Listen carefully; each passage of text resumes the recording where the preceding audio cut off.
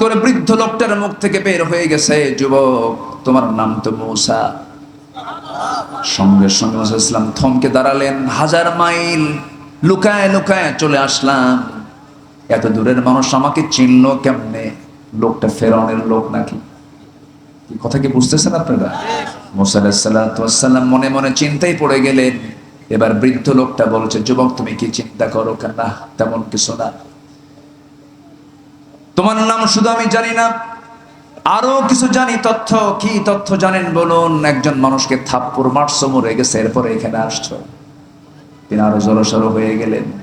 এবারে মুসা আলাইহিস সালাম বলছেন, শোনো ও বুড়া মানুষ, আমি আপনাকে চিনতে পারছি না, আপনার সত্যিকার অর্থে পরিচয়টা কি? এবার বৃদ্ধ লোকটা বলতেছে, শোনো তুমি আমাকে যে দেখতে পাচ্ছ, বুড়ো মানুষ, চুলগুলো সাদা হয়ে গেছে, দাড়িগুলো সাদা হয়ে গেছে, চামড়াগুলো কুঁচকে গেছে, আমি শুধু সাধারণ বুড়োদের কাতারের একজন সাধারণ কোনো বুড়ো নই। আল্লাহ তাআলা আমাকে এই মাদিয়ানবাসীর জন্য পয়গম্বর করেছেন। ওয়াইলা মাদিয়ান আখাহুম শুআইবা, আমি হলাম আল্লাহর পয়গম্বর শুআইব আলাইহিস সালাতু ওয়াস সালাম। এই কথা বলার সঙ্গে সঙ্গে মুসা আলাইহিস সালাতু ওয়াস সালাম তিনি এতটাই আনন্দিত হলেন, সব দুঃখ তিনি ভুলে গেছেন। বুকের সঙ্গে আবার জড়িয়ে ধরে বললেন, চাচা খুব আনন্দ পেলাম, একজন আল্লাহর নবীর সঙ্গে আমার পরিচয় হলো, কি সুন্দর ভাগ্য আমার। আমার বন্ধুগণ, যার জীবনে একটা ভালো বন্ধু আছে, তার চেয়ে বড় সুখী মানুষ এই দুনিয়াতে আর নাই। একটা বন্ধু পারে আরেকজন বন্ধুকে ভালো বানাতে, একজন বন্ধু বানাতে পারে আরেকজন বন্ধুকে খারাপ বানাতে। এই জন্য বন্ধু নির্বাচনে যুবকরা ভুল করবে না।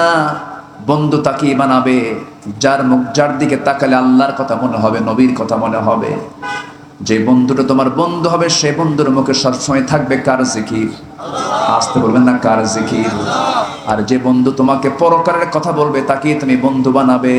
এবং বন্ধু তাকে নির্বাচন করবে যার সঙ্গে তুমি আরো শাসিমের ছায়া একসঙ্গে থাকবে। যেরকম সুবহানাল্লাহ।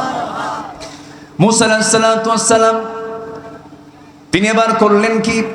খুব আনন্দিত হলেন। কিন্তু শুআয়ব আলাইহিস সালাম এবার প্রস্তাব দিয়ে বসলেন, শোনো ও মুসা, গতকালকে আমার মেয়ে দুটাকে দেখেছো, আজকে আমার মেয়েকে দেখেছো। আমার 2টা মাত্র মেয়ে, এই 2টা মেয়ের যে কোনো একটা মেয়েকে আমি তোমার সঙ্গে বিয়ে দিতে চাই, তুমি কি বিয়ে করবা নাকি? মুসা আলাইহিস সালাম মনে মনে ভাবলেন, শ্বশুর যদি নবী হয় কত বড় ভাগ্য আমার। চিন্তাই করলেন না, বললেন রাজি। যখন বলছেন রাজি, মুসা আলাইহিস সালামের এই কথা শুনে সালাম বললেন, শোনো আমার তো মেয়ে, তোমার সঙ্গে বিয়ে দেবো, কিন্তু তোমার তো লক্ষণ খারাপ। কেন? থাপ্পড় মারলে মানুষ মরে, থাপ্পড় মারলে মানুষ মরে।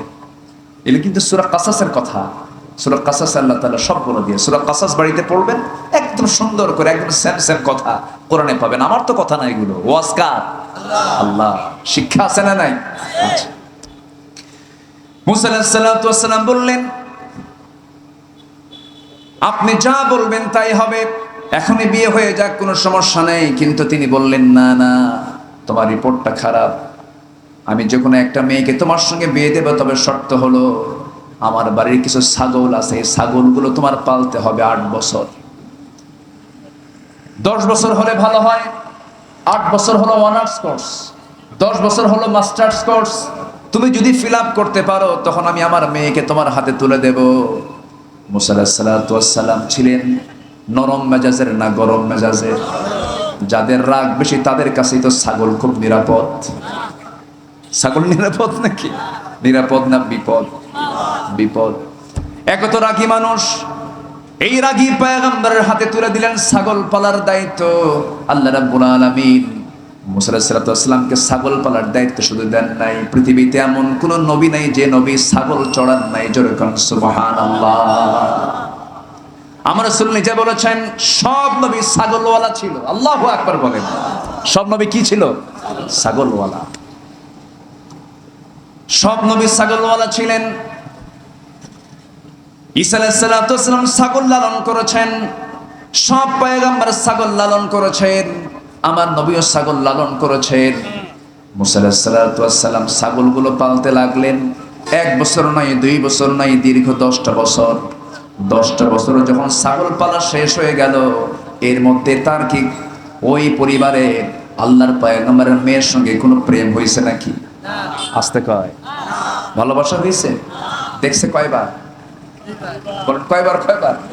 দুইবার। তাহলে এখানে কিন্তু অনেকগুলো শিক্ষা আছে।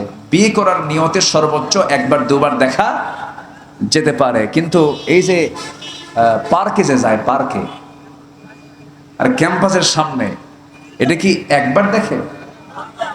কয়বার? আনলিমিটেড।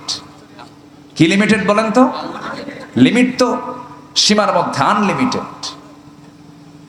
দেখতে দেখতে এত বেশি দেখে ফেলে, বিয়ার পরে আর মোহাব্বত থাকে না। বিয়ার পর হয় কিলাকিলি। কি হয়? কিলাকিলি।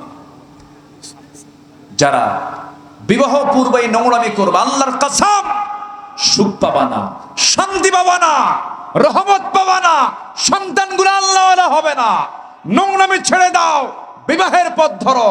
বিকৃত পথে নিজের জীবন যৌবনকে নষ্ট করে দিও না। এগুলো কথা কি বলার দরকার আছে? আছে না নাই? সমাজের অবক্ষয় নিয়ে আজকে আমার কথা। পাপ কেমনে আমরা কমাবো?